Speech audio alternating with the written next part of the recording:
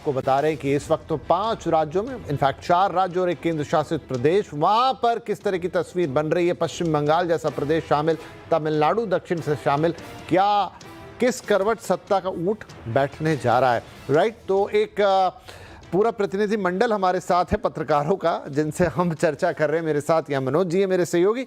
लेकिन बातचीत को आगे बढ़ाएं उससे पहले एक नज़र फटाफट एक बार फिर से हम डाल लेते हैं पोल ऑफ पोल्स पे क्विकली। उतना एक्सप्लेन नहीं करेंगे इस बार। पश्चिम बंगाल में देखिए पोल ऑफ पोल्स जो है वो एक तस्वीर दिखा रहा है जो कि बीजेपी के पक्ष में झुकी हुई लग रही है फिलहाल। और फिर मैं कह दूं कि एग्जिट पोल है, प्रजा पोल, चाणक्य और पोल डायरी, ये तीनों बीजेपी के पक्ष में नंबर्स को दिखा रहे हैं। जहां प्रजा दे रही है 178 से 208, चाणक्य 150 से 160 और 142 से 171। पोल डायरी यानी ये तीनों वो नंबर्स दिखा रहे हैं जिस पर सरकार बन सकती है आसानी के साथ। पीपुल्स पल्स जरूर कहती है कि टीएमसी को 177 से 187 सीटें मिलेगी और जेवीसी थोड़ा क्लोज मुकाबला यहां पर दिखा रहा है। तो मेजॉरिटी में 3 पोल इस समय पोल्स ऑफ पोल में बीजेपी के पक्ष में कि पश्चिम बंगाल में आ सकती है। दूसरा है तमिलनाडु। तमिलनाडु में भी थोड़ी मिलीजुली सी तस्वीरें अलग अलग पोल्स की, लेकिन देखते हैं जब पोल ऑफ पोल्स मिलते हैं तो क्या करते हैं। चाणक्य कह रहा है कि डीएमके और उनके सहयोगी मिलके 145 से 160 सीटें ले आएंगे और सत्ता में बने रहेंगे, लेकिन एआईएडीएमके 50 से 65 पर सिमटेगा।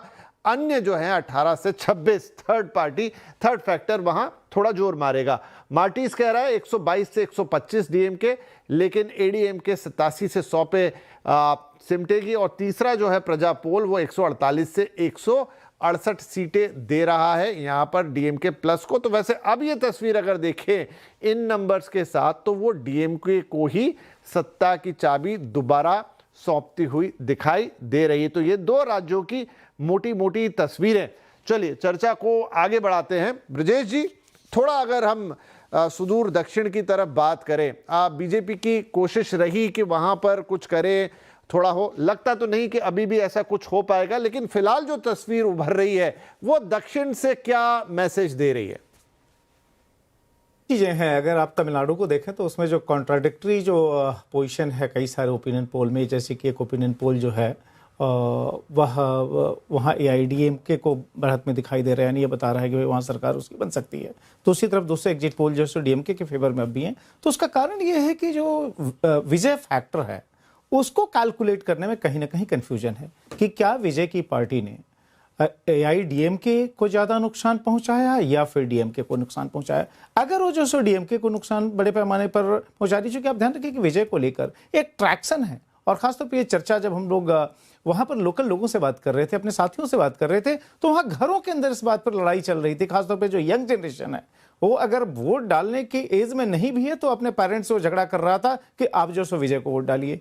अब सवाल ये उठता है कि वह जो है सो एआईडीएमके का वोटर कन्वर्ट हुआ या फिर जो सो डीएमके का वोटर कन्वर्ट हुआ। जहां पे भी जो है सो विजय ने जिस पार्टी के वोट बैंक में सेध लगाई, जाहिर हो पार्टी को नुकसान हुआ होगा। इसलिए आपको तमिलनाडु में कॉन्ट्राडिक्शन दिखाई दे रहा है। केरल में जहां तक सवाल है कि भाई वह क्लियर कट यूडीएफ की विन है या फिर कहीं कोई हंग की पोजीशन बन सकती है, लेकिन अभी तक जो है वो ये है कि भाई लेफ्ट की वहां पर जो सरकार थी उसके साथ एक मोहभंग था। दूसरा ये है कि यूडीएफ जो है, जो वहां का ट्रेंड भी रहा है कि एक कंसोलिडेशन उसके फेवर में था। लेकिन आप वहां ध्यान रखिएगा कि बीजेपी वहां पर अपनी सीट जो है सो बढ़ाती हुई नजर आएगी। वहां त्रिवेंद्रम में कम से कम जो है सो 2 से 3 सीटें ऐसी हैं जहां पर कि वो पार्टी जो है सो जीत की तरफ जो है सो दिखाई देती है। तो इसीलिए जो है अब 0 to 4 अगर हम ही लोगों के एग्जिट पोल को अगर बात करें तो उसमें ये दिखाई दे रहा है। तो बीजेपी ऑब्वियसली डोमिनेंट फैक्टर नहीं होगी, लेकिन उसके नंबर्स बढ़ रहे हैं।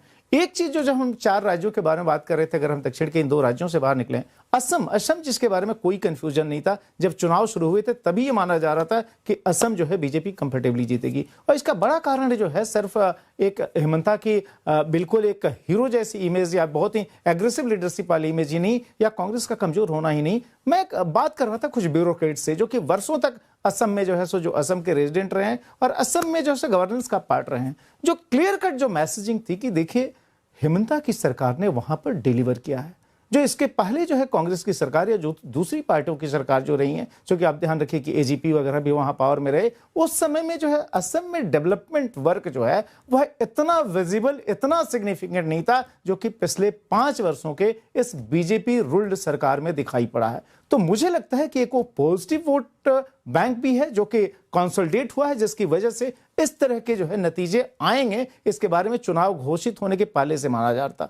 जहां तक वेस्ट बंगाल का सवाल है, विमेन वोटर्स की बात हुई, आप ध्यान रखिए कि ममता बनर्जी ऑब्वियसली जो है लंबे समय तक उस वोट बैंक को अपने पास रखी रही, लेकिन नरेंद्र मोदी की भी अपील उतनी ही जबरदस्त है विमेन वोटर्स पर। बिहार इसका बहुत बड़ा एग्जाम्पल था। दूसरा ये कि जो ये हम कहते हैं ना रेवड़ी, किसकी रेवड़ी पर महिलाएं यकीन करेंगी या जो वोटर यकीन करेगा? क्या जो पार्टी वहां रूल कर रही है, नॉर्मली ये माना जाता है कि भाई उसके प्रोमिसेस पे यकीन लोग कर लेते हैं क्योंकि वो दे रही है, लेकिन इसका कॉन्ट्राडिक्शन भी है। आप देखिए दिल्ली, उड़ीसा, छत्तीसगढ़, 3 राज्य ऐसे हैं जहां पर कि रूलिंग पार्टी के प्रोमिसेस को लोगों ने नहीं माना, बल्कि वहां जो है जो अपोजिशन था उसको मौका दिया। तो मुझे लगता है कि इन लार्जर फ्रेमवर्क्स को भी हमें देखना होगा जो कि कहीं ना कहीं इसमें कैप्चर होते हुए दिखाई दे रहे हैं और उसकी वजह से इस तरह के एग्जिट पोल आए हैं।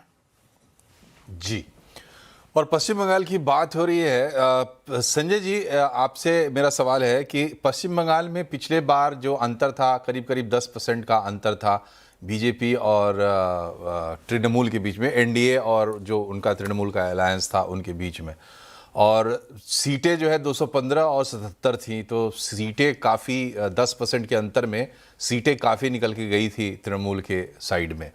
इस बार जो एसआईआर हुआ उसमें करीब 10-12% वोटर कम हुए हैं, मतलब हट गए हैं लिस्ट से। 7.5 करोड़ के आसपास वोटर थे। तो एक तो वो कंसीडर करने की चीज़ है कि जो एसआईआर हुआ, जैसा कि ममता बनर्जी कह रही थी कि उनके वोटर्स को टारगेट किया गया, और जो अंतर आपको पाटना है वो भी करीब करीब 10% का था। तो बंगाल में जो परिवर्तन होना है ठोस, अगर हम इस आधार पर देखें कि पिछले बार जिस तरीके का कंसोलिडेशन था बीजेपी के पक्ष में या ममता बनर्जी के पक्ष में, कहां से चेंजेस उसमें आ रहा है या आ सकता है जो ये रिजल्ट लाएगा जब बीजेपी होगी कम से कम 160-70 के आसपास और एक कंफर्टेबल सरकार वहां बनाएगी? मनोज जी, काफी अहम सवाल है। देखिए, पहला तो एसआईआर के बारे में ममता बनर्जी ने या उनकी पार्टी ने और उसके साथ जो इंडी गठबंधन के बाकी लोग हैं, ये प्रक्रिया बिहार से शुरू हुई, मतलब रोना गाना मचाने की, और अंत में बिहार के क्या नतीजे हुए या सुप्रीम कोर्ट का क्या वर्डिक्ट आया। सुप्रीम कोर्ट को वेस्ट बंगाल को यहाँ तक कहना पड़ा कि अगर हर दिन इस तरह से आता है तो हमें तो अलग से इसके लिए एक अलग ही बेंच बनाना पड़ेगा जो हर दिन ये बात हो। वेस्ट बंगाल में देखिए, जो ममता बनर्जी कह रही हैं, और पहली चीज ये थी कि उनके जो मुस्लिम सपोर्टर्स हैं उनकी वोट काटे जा रहे हैं, तो बहुत सारे हिंदू लोग के भी वोट वहां पे नहीं है। और एक चीज और भी काफी अहम है कि जो ग्राउंड पे जो लोग जा रहे थे एसआईआर करने, सुपरवाइजरी अथॉरिटी बाद में ठीक है, सुप्रीम कोर्ट अपॉइंटेड जो जुडिशियल ऑफिसर्स भी हुए, वो उसी राज्य सरकार के सदस्य हैं, उसी राज्य सरकार में काम करने वाले हैं। इलेक्शन कमीशन की अपनी तो कोई मशीनरी होती नहीं, वो उसी स्टेट के लोगों को उस समय में वो एम्प्लॉय करते हैं विभिन्न व्यवस्थाओं के तहत। तो पहली चीज ये कि एसआईआर में जो कटा उसके बारे में शोर जितना मचा है, ग्राउंड रियलिटीज में थोड़ा फर्क होता है। दूसरी चीज ये कि एब्सोल्यूट नंबर्स में वोट इंक्रीज हुए हैं। बहुत सारे लोग ये कह रहे हैं कि जो वोट इंक्रीज हुआ है उसके साथ एक फियर फैक्टर है कि अगर हम वोट देने नहीं गए तो हमारा वोट कट जाएगा। मैं इस मान्यता से थोड़ा सा भिन्न होकर के चलता हूं, क्योंकि ये काफी इजी है वेस्ट बंगाल में कहने के लिए कि जो लोग अपना मत बताना नहीं चाहते हैं कि हम किधर जा रहे हैं, वो इस चीज को कहते हैं, और ये नैरेटिव काफी प्रचारित किया जा रहा है। वोटर इच्छा से नहीं, वो मजबूरी में जा रहा है कि मेरा नाम नहीं कट जाए। ऐसे कहीं नाम नहीं कटता। भारत में एक संवैधानिक व्यवस्था है। वो वोटर किसके लिए जा रहा है? जो एब्सोल्यूट नंबर्स बढ़ रहे हैं। दूसरा है कि बाहर से जो वोटर बहुत सारे लोग गए हैं, ये तमाम कहानियां हैं कि गुड़गांव में बहुत सारे हाउस हेल्प जो थी वो नहीं है। हमारे यहाँ नोएडा में जहाँ हम बैठे हैं वहाँ इस तरह की है, लोग ट्रेनों में बसों में आए हैं वोट करने, जो हमने बिहार में भी देखा था। वो किसके लिए वोट करने जा रहे हैं? वो जो भी आदमी व्यक्ति बाहर से निकलता है, क्योंकि हम भी उस परिवेश से निकल करके यहाँ पे आए थे कि आप बेटर अपॉर्चुनिटी के लिए आते हैं, और जब अपने स्टेट हम जाते थे बिहार तो लगता था कि ये क्या, मतलब यहाँ क्यों नहीं चेंज होता है। तो वो एक एस्पिरेशनल क्लास हर समय, और इस समय में टेलीविजन या सोशल या बाकी चीज का इतना उफान है कि हर आदमी के हाथ में सोसाइटी पूरी एस्पिरेशनल हो गई है। तो आप यंगर लॉट को देखेंगे, महिलाओं की बात ब्रजेश जी ने करी, उसके पहले संजीव जी ने करी थी, दोनों लोग का पर्सपेक्टिव अलग अलग था। जो बात ब्रजेश जी कह रहे थे, मैं उससे थोड़ा उसको आगे लेकर के जा रहा हूं कि महिलाएं जो हैं सिर्फ पैसे को नहीं देखती हैं, पैसा देखती हैं, उसके साथ वो देखती हैं कि हमारे परिवार का, हमारे जो आने वाला मेरा जो जनरेशन है, मेरे जो बाल बच्चे हैं या मेरे इर्द गिर्द है, उनका भला कहाँ है, क्या उनका जो जीवन है वो सार्थक दिशा में निकल सकता है। तो वो उनको ऐसी भी सरकार चाहिए होती है। पैसे तो आजकल हर कोई दे रहा है, तो इसलिए वहां पे सिर्फ ये नहीं है कि बिहार में पैसे दे दिए इसलिए हुआ। नीतीश कुमार की बहुत लंबी क्रेडिबिलिटी महिलाओं के साथ थी, तो इस फैक्टर को हम नहीं इग्नोर करें। नरेंद्र मोदी की बहुत लंबी क्रेडिबिलिटी महिलाओं के साथ थी, तो सिर्फ ये नहीं था कि 9,000 10,000 दे दिए इसलिए महिलाओं ने भर भर के वोट दे दिया। तो हम इस भ्रांति में न रहें।